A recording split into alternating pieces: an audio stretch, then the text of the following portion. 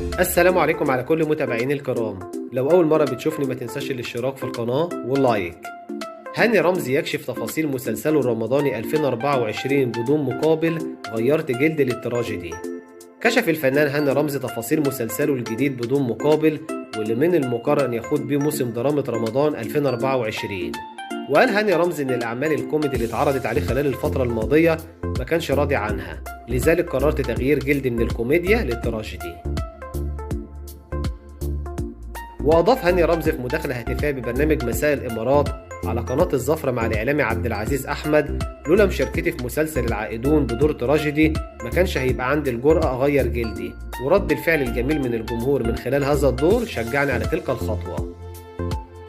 وأعلن انضمام عدد من الفنانين للمسلسل، وهم داليا البحيري وعمرو عبد الجليل ومحمد أبو داود وحنان يوسف، وهو من إخراج جمال عبد الحميد.